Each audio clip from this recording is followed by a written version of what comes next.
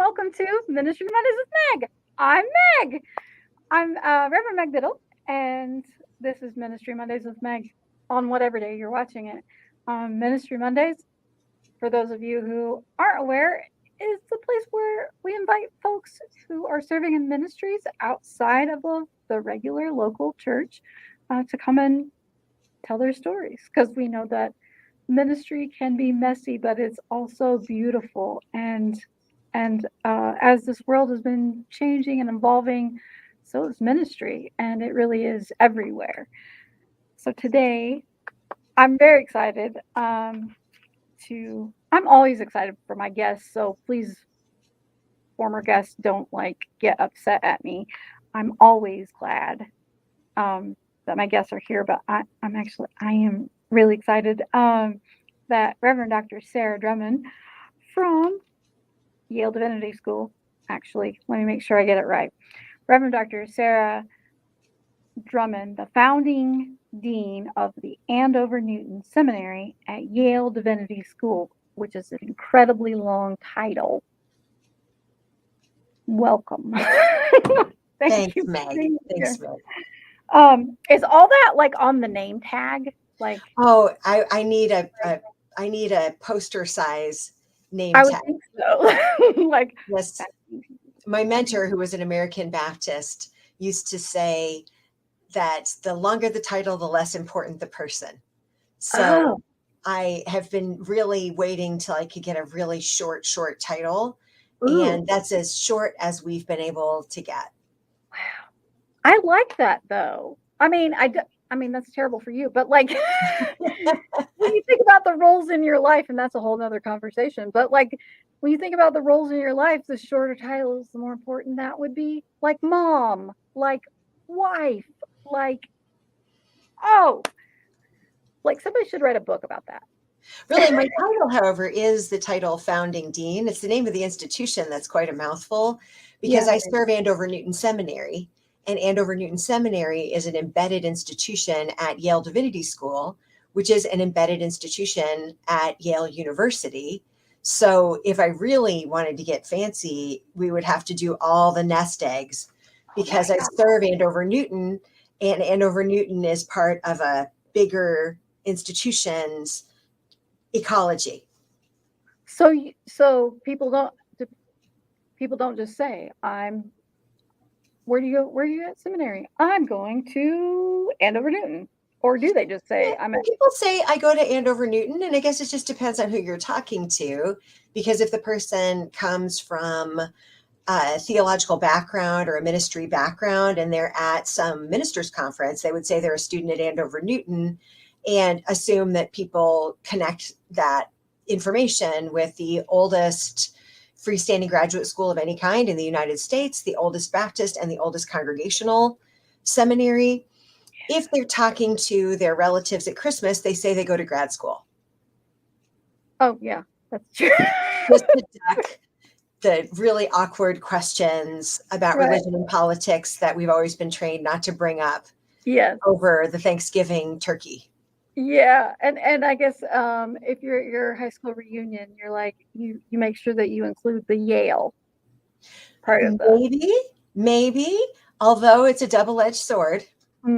Yeah, I guess you're right. You're at Yale. I get to have to use all the big $5 words with you. Ugh.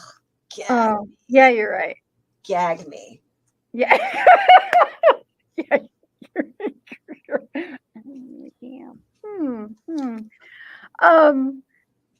Wow. See, these shows just give me so much to think about, and I'm not sad about that.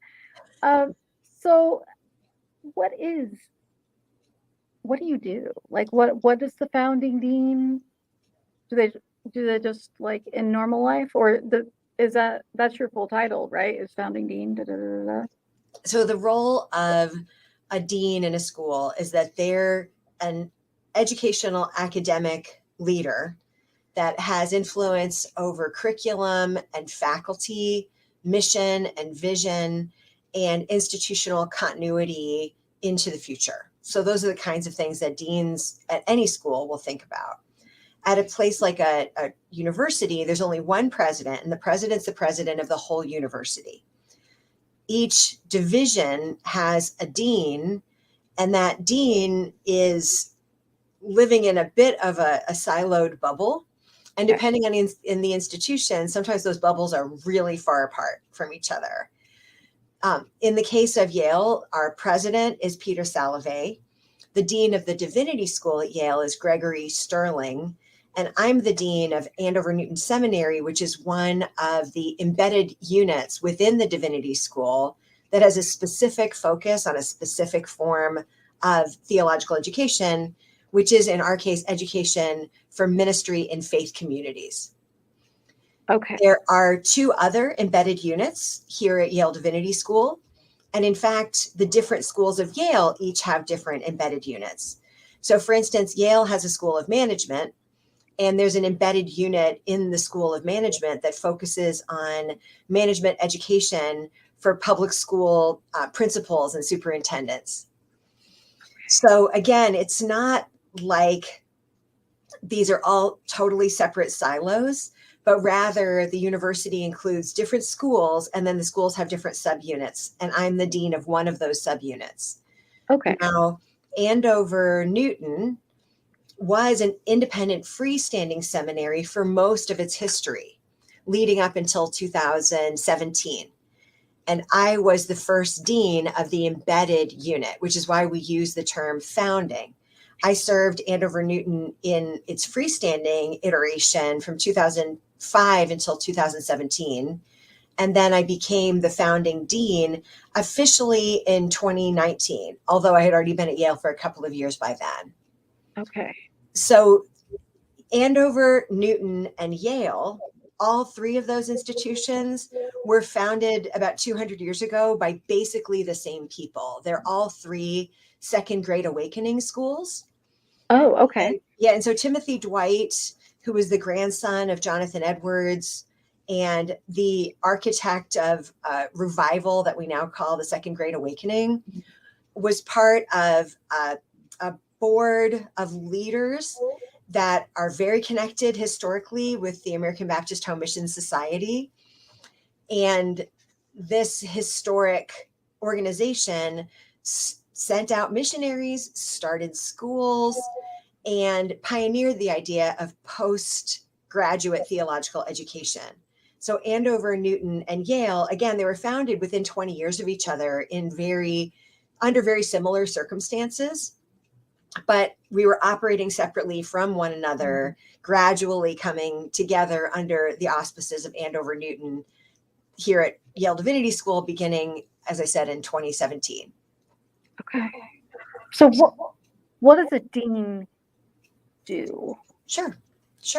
So my job today includes working with the faculty to create and implement a curriculum, selecting the educators who are going to carry that curriculum forward, supporting students who enter our program, learn through our program, and then are launched from our program, raising money to undergird that mission of educating students for ministry, communicating with constituents about the importance of theological education for ministry and giving them opportunities to engage in theological education for ministry from whatever corner they're hailing from.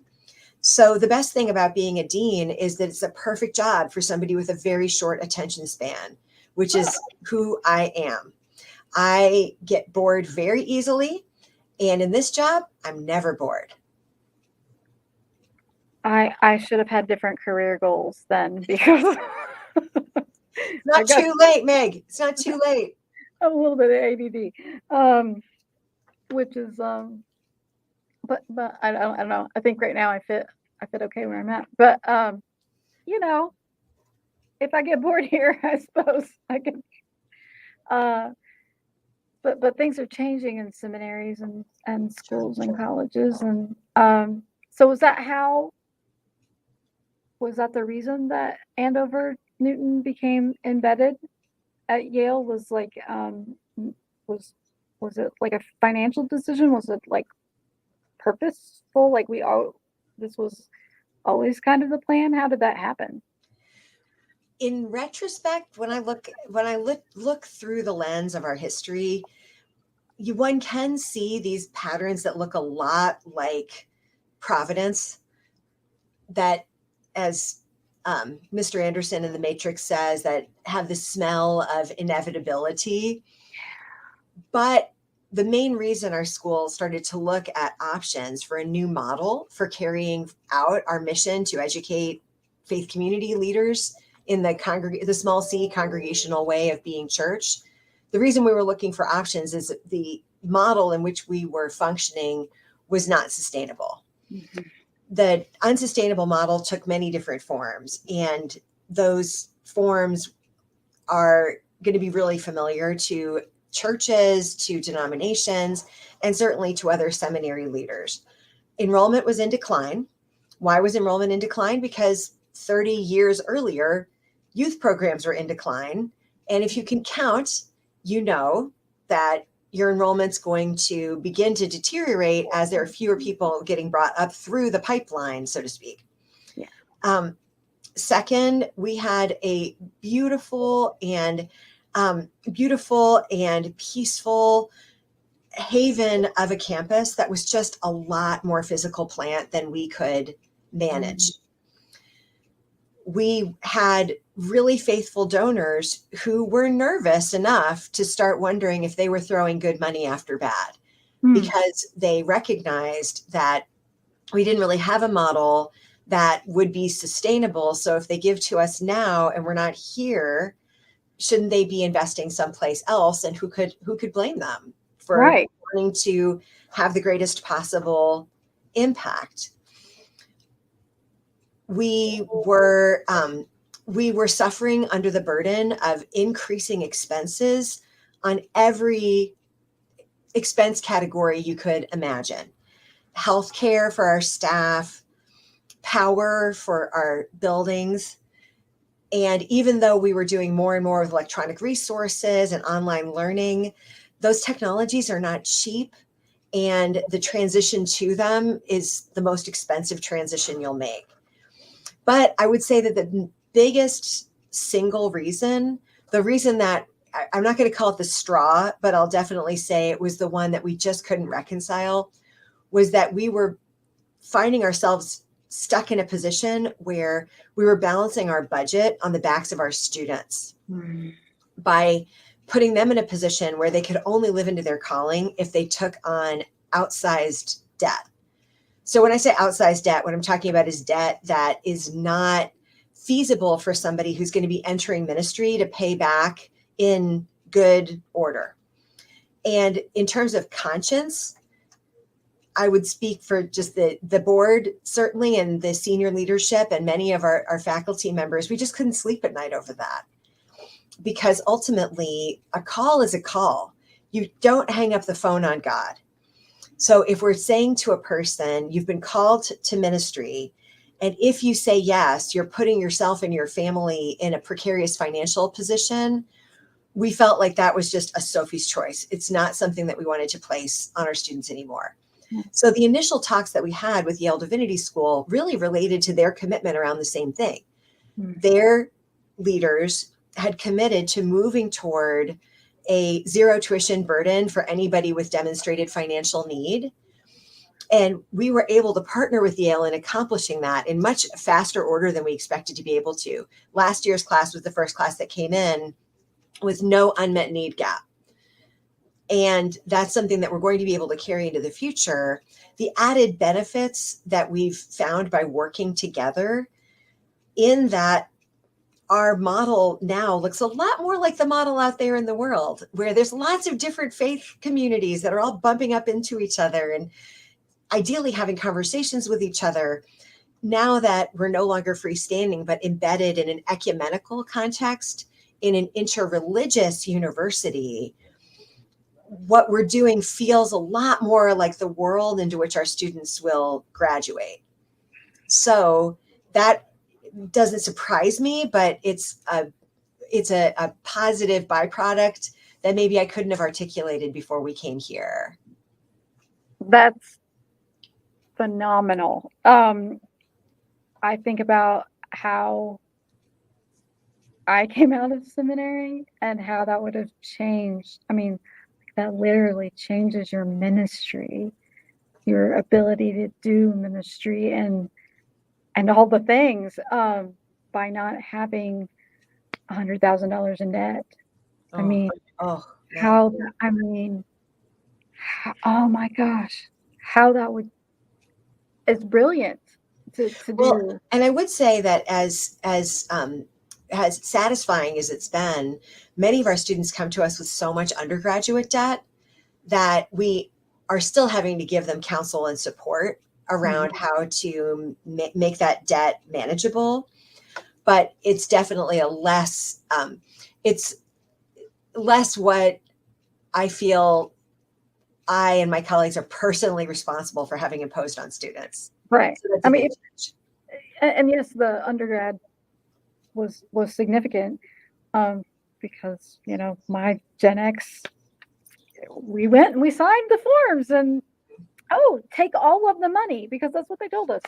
And use it, and oh yeah, you pay, yeah, and then you just didn't. I don't know. It was like my brain didn't work, but how it could be that significantly less by having not having my MDiv, and then, you know, now in my doctor of ministry, that there is no financial aid, and that there's no way I wouldn't have even attempted to do it if I would have had to add more to that burden. There's no way, because yeah, that's another whole other story in itself. But I'm glad that there were people that said, "Whoa, we see what is happening in the world, in the church, and let's not wait until we run out of money and have to shut the doors and go, now what? Are we folding?" That we go, okay, we see the way, we see this, now what? And make a plan and act. And I think it would be wonderful if more institutions did that. If the church did things like that, I mean, I know it would be hard because there's the whole building, and I get that. Like, sometimes the congregations are so tied to those buildings, but how much more we could do for God if we could just share our spaces and our resources and things like that. But I don't know, Meg. I think that buildings are really important. yeah, And faith communities are really important. Tradition is really important. And I don't think we at Andover Newton could have seen our way clear to making such a dramatic change if we didn't actually have the options in front of us. Never underestimate the power of denial, especially when you just don't see a way out. I don't have any difficulty understanding why my predecessors were unable to make some of the changes that I and my most immediate predecessor, Martin Copenhaver, made. I don't have any question why they didn't do it. They didn't have any choice. There wasn't any door number 1, 2, or 3 to pick from. I think that the best thing that people in denominational and seminary leadership can be doing is helping communities become familiar with what paths they could choose. Because I think short of having an idea of where you could go, letting go of what you have now is just unthinkable. Yeah. Yeah. And I don't think that selling buildings, getting rid of buildings is the answer that is just going to be the panacea for all institutions everywhere. It's one of the levers that we have. But there's so many levers to pick from. But when one has only been part of one school or one church, you don't really have any idea of what is something that's niche and specific to your institution and that you find it precious, but not everybody would care about it, versus what is just basic, like you just have to have it. Yeah. So that's, I think, where people who work in the non-Sunday morning role have an obligation to be of service. helping to do leadership development that helps leaders to lay out different alternative pathways that make the person making the choice not feel like they're being asked to throw out babies with bathwater.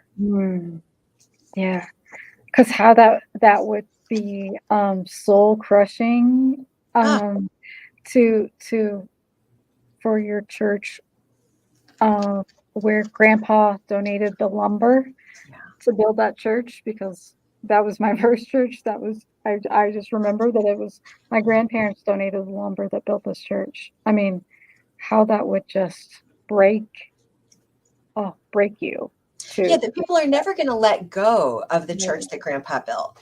But right. if you say, if we let this go, then we can have this, it doesn't feel as soul crushing. We're asking people to say they'll give up everything that's important to them, but we're not showing them what they're going to get. That would be so irrational of them not to resist. Yeah. Oh, wow. We could go on like this forever. Um, and I want to also mention, on top of like everything that you're doing at Yale and all great great work, like you're coming to Space for Grace as a keynote speaker. Like, is this what you talk? Surely this isn't what you talk about. Like, when you go and do one of, have you ever been invited to talk about the whole Yale? I mean, how this came? Because I could see this being like very interesting for pastors, and to sit there and go, this lady gets it. Like, she really, I mean, like, she understands what it feels like to get, I mean, let me find a question in there. Because there's like 8 in my head at one time. So in your role as dean, I must imagine that you get invited to do these speaking, Yes. events, pretty regularly, or at least fairly regularly. Fairly regularly, yes. Do you enjoy those?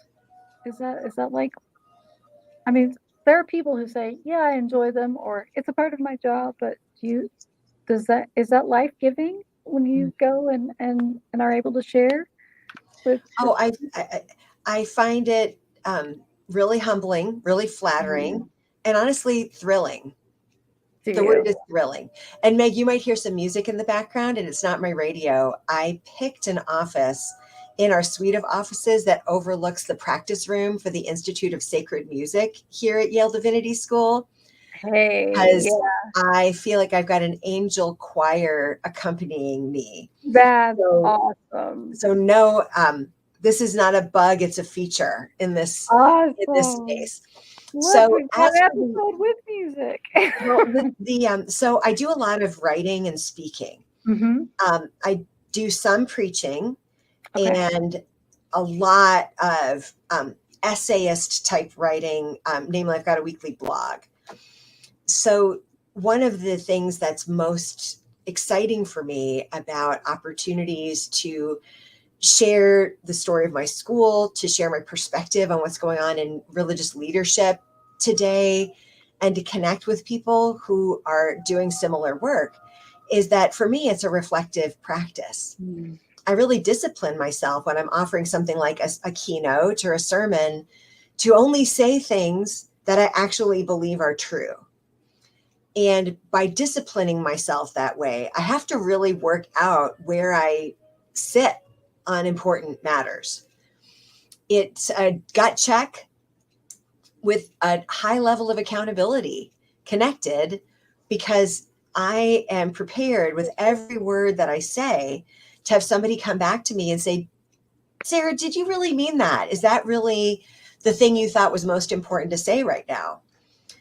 So I do think that institutional leadership requires that quality control, that disinfectant of light. They say that light's nature's most effective disinfectant.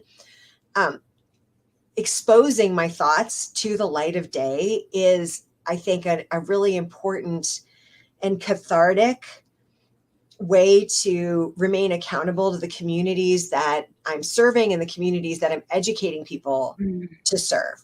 So again, thrilling is the word, because this is a scary place sometimes, and having to really open it up to say, Sarah, is that really important? Do you really think that's true? Is not it's not always pleasant. It's not always, and it's certainly not easy. But also, as you can probably tell, I really, really love the people that I serve, and I love my job, and I love the people I work with and for. So there's nothing really super costly for me about having to be exposed in that way. If I was in a different place in my life or serving in a different setting, maybe I would find it just exhausting. But I don't. I get this. Like, when you're the pastor and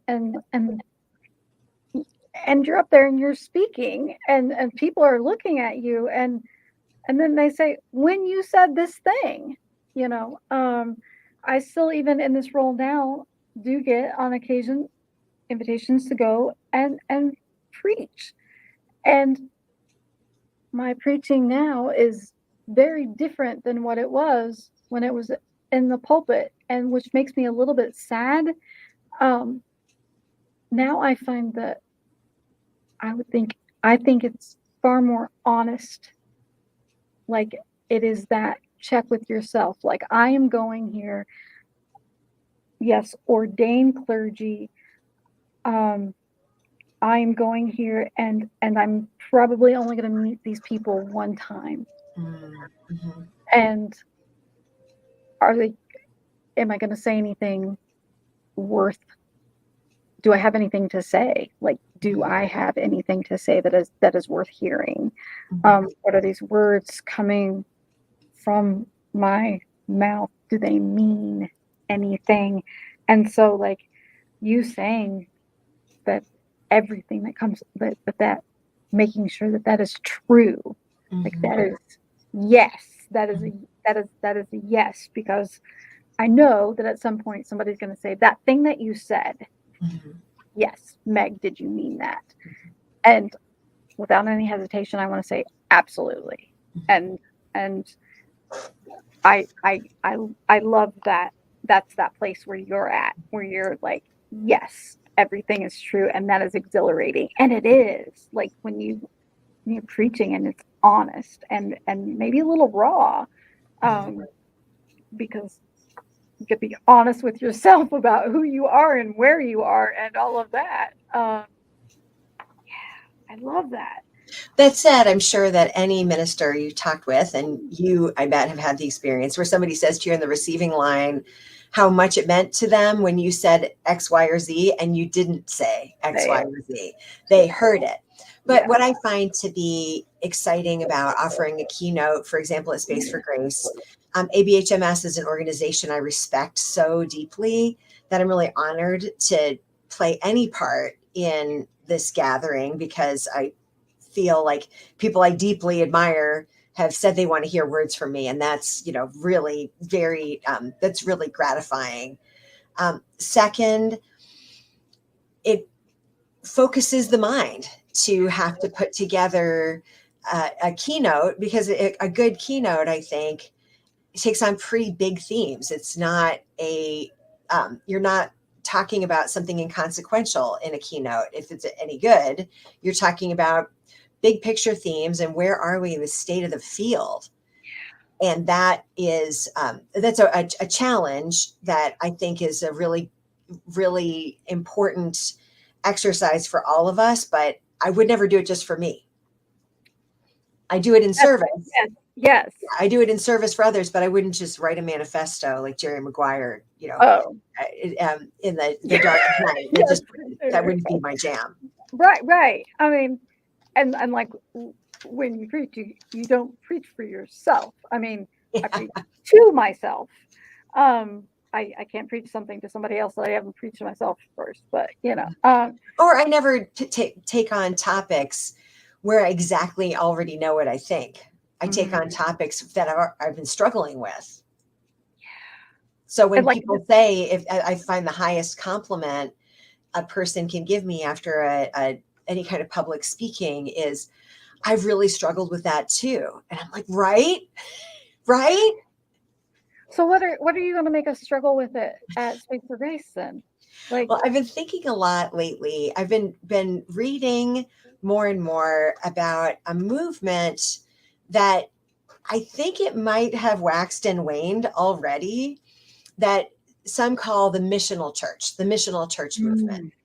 So this movement, which was pretty prevalent in the aughts, like 2000 to 2010, was a way of thinking about church. One way that a colleague explained it to me is, imagine if your congregation's pews all faced out into the community and worship was happening like over your own shoulder. That the idea of coming together as a faith community was to get energized, to get fed, so you could get out there and connect with the community and discern what God's doing and help make God's vision come to life. So it's kind of an inversion. It's, instead of the church being the center of things, the church is the sender. And I've been thinking about that a lot. And in the theme for A Space for Grace, the kind of underlying purpose that people are coming to talk about, not like self-care in a really narrow way, but in thinking about what kind of care is going to be necessary to heal the world and equip people to live an abundant life and to walk with others into living an abundant life. So the title, I actually had to check this before we got on the conference today. The title of my address is The Case for Grace. Oh, I love that. The Case for Grace. And what I'm going to be looking at is some foundational principles behind why a life of faith is the well from which a person can draw in being of service in a way that's sustainable and that doesn't result in harm to the caregiver.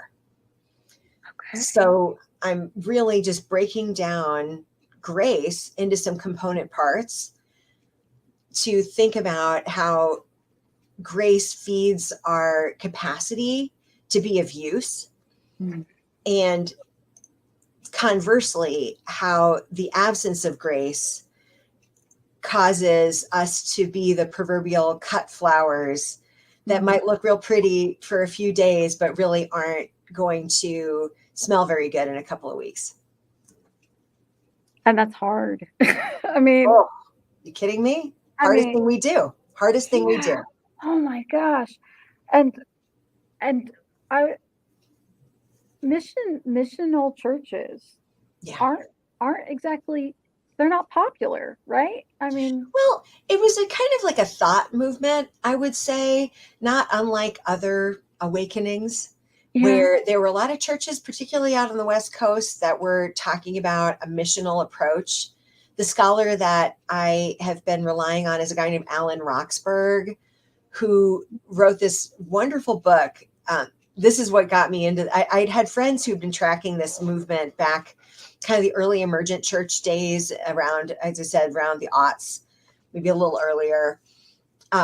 So Alan Roxburgh's book, Joining God in the Great Unraveling, that title really got my attention, because I often think to myself that our efforts to try to make the church of today go back in time to resemble the church of yesteryear is such a waste of energy. Maybe God's doing all of this on purpose. Maybe God never wanted us to build up the institutions in the way we have. And much like the person who is knitting and misses a stitch and has to unravel a whole bunch to get back to a place where they can start again, maybe that's exactly what God's wanting us to help God do. So the idea of the missional church is that one gets out into the community to figure out what God is already doing there, despite the best efforts of the church, not because of the best efforts of the church, and then join God there in that place. It's a mentality more than a strategy, but it's that mentality that what I'm querying in my keynote is how do you basically get emotionally strong enough to be in that place? Because to say I'm going to join God in unraveling that which I get paid money to weave back together is crazy making. It's frightening. It feels so counterintuitive. And yet there is a stylistic dimension to this. Like a lot of my prior writing and future writing is about what it takes to share leadership. Yeah. And one of the primary arguments that I make is that the ministerial leader has to share leadership because we are not permitted to deprive those in our community of their ministries by allowing them to somehow outsource it to us. That's not a favor to them. To pray for them so they need not pray, to visit the sick in their family so they need not hold the hand at the bedside that I have this incredible privilege to hold. So in any case, I'm thinking a lot about a missional approach, much like your series on everything that happens not on Sunday between 10 and noon. Yeah. That to stay in that headspace of watching for what God is doing and joining God in that just requires a lot of emotional fortitude. And it's worth it, but it requires a lot of grace. It requires a lot of self-forgiveness because we get it wrong like 9 times out of 10. When we say that I'm following what God wants, I can hear God laughing. Did you seriously think I wanted that? Really? Me? That? You? So that's what I'm going to talk about. And the tagline that I wrote, and I think this shows up in the program, is that now's a time for a revival of the relevant dimensions of the Christian faith for supporting a life of service. What is it about the life of faith that supports us in doing that which the people around us think is crazy in the name of God? And maybe that's all we really need from our faith right now. Maybe we don't need it to organize our week around Sunday morning. Maybe we don't need it to help us raise our kids in the faith. Maybe we do, but maybe it's less important than relying on our faith just to be a good person who is not all about ourselves. I cannot wait. Honestly, I cannot. Hey, I haven't written it yet, so don't hold your breath, but this is basically what I'm going to talk about. Well, I'm going to hunt you down if you like this point and be like, what happened? Because like, this is like, it gives me, it just reminds me of my own seminary experience, because that was one professor, Marianne Hawkins. So if you're Dr. Hawkins, if you're watching, hello. And the Missio Dei and the Imago Dei and the missional church, that was her thing. And then you go and you're like, yeah, I can do this when you graduate. And then they're like, no, it's fine if they want to come here. But that whole concept about the turning your pews outward,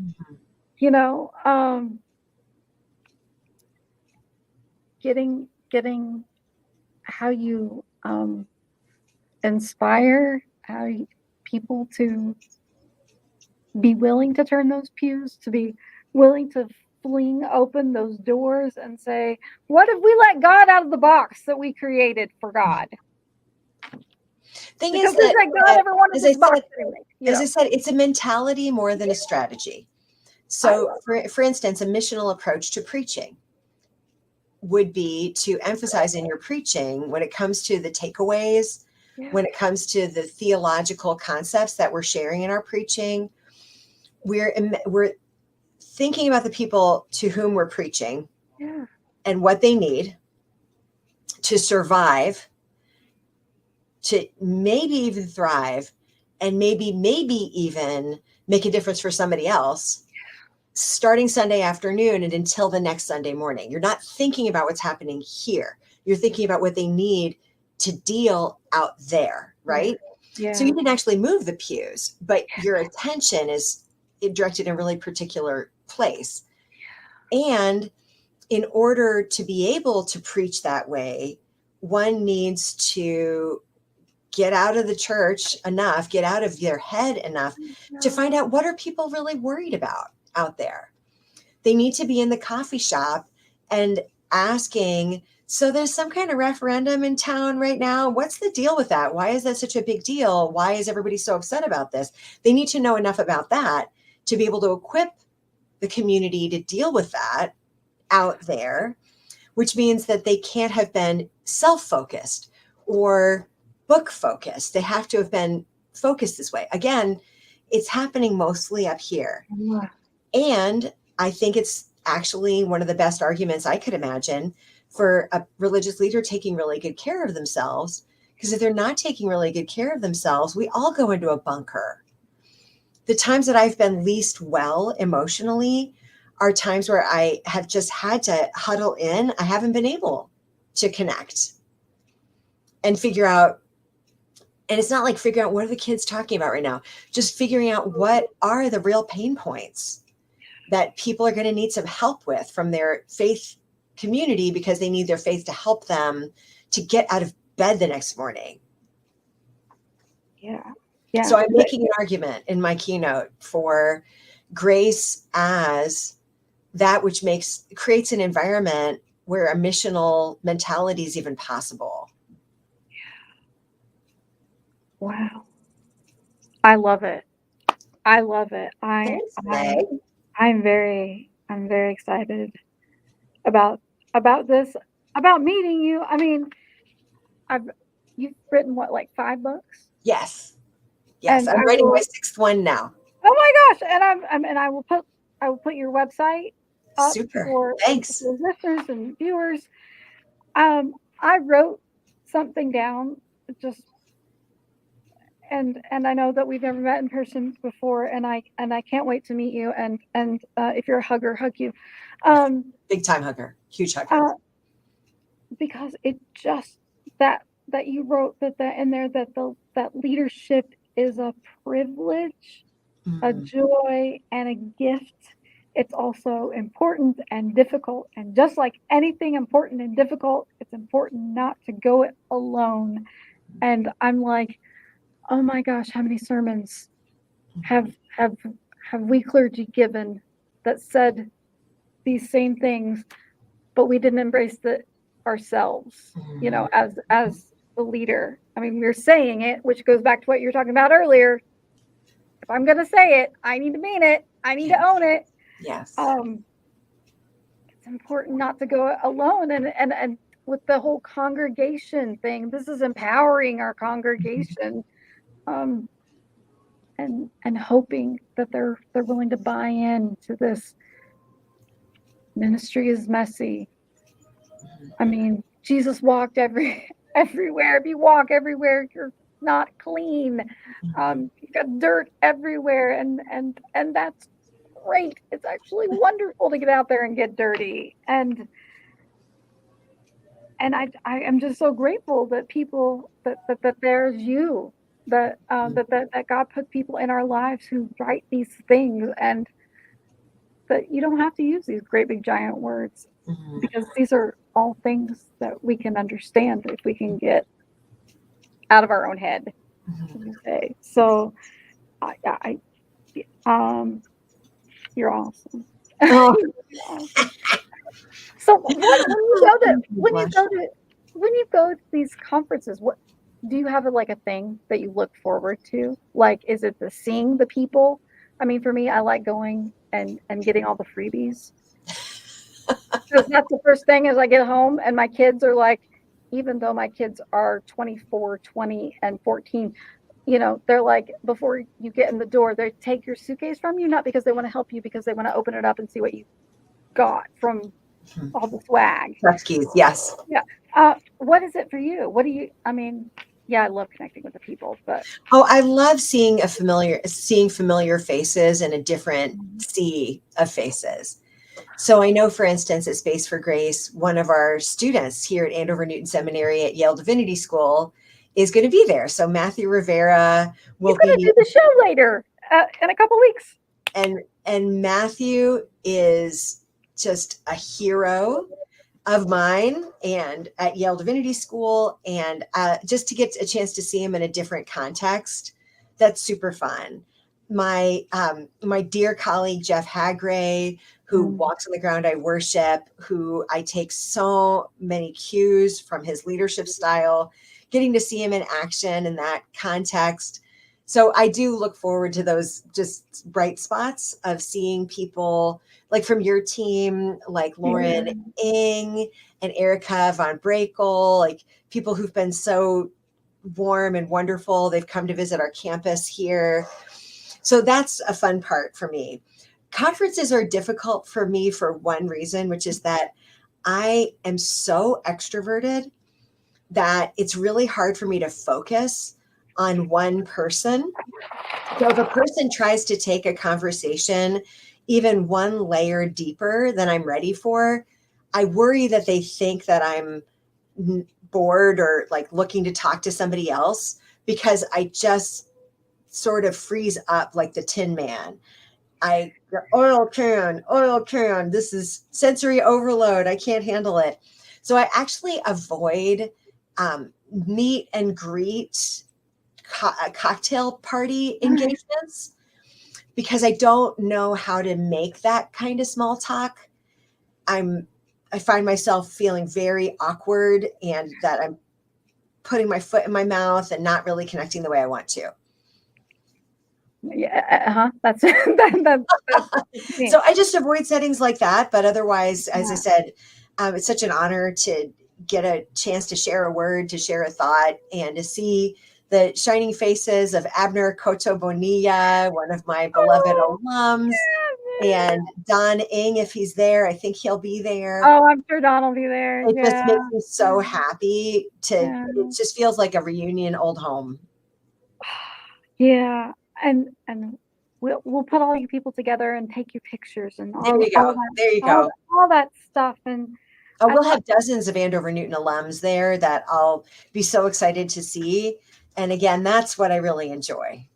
And I love that, like that part of who our academic, institutions, who you are, where like Dr. John Park always said, your success is my success. And I didn't quite get it.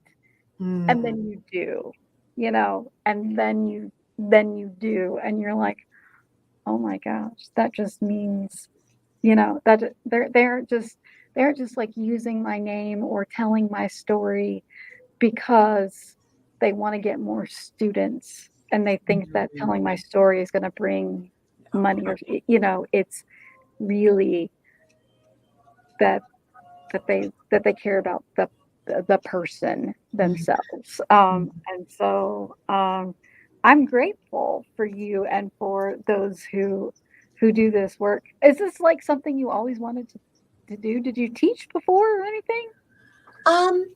Well, some future Monday with Meg, I'll tell you the whole darn story. Okay. But suffice to say that I've always been really interested in making meaning. Yeah. And relationships have always mattered a whole lot to me. Staying up all night talking about the meaning of life was my favorite extracurricular activity in school. So nobody who knew me 35 years ago and knows me now is surprised at all by what I do. And I know you have to go, but I have to ask you the joy question real quick. Of course. Because it's my favorite part. So think about all these things that you do and what brings you joy.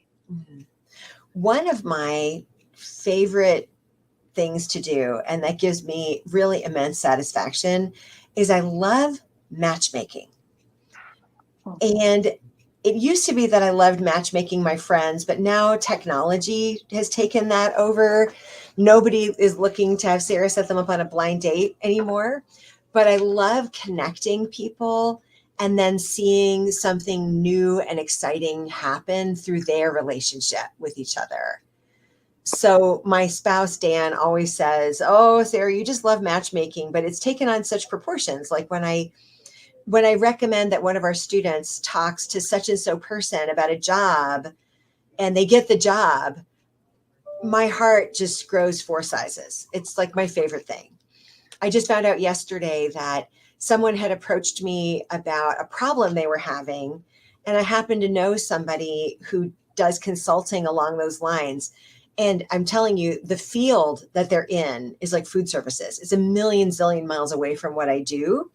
But I happen to know that such and so person did consulting and so person was having a leadership challenge.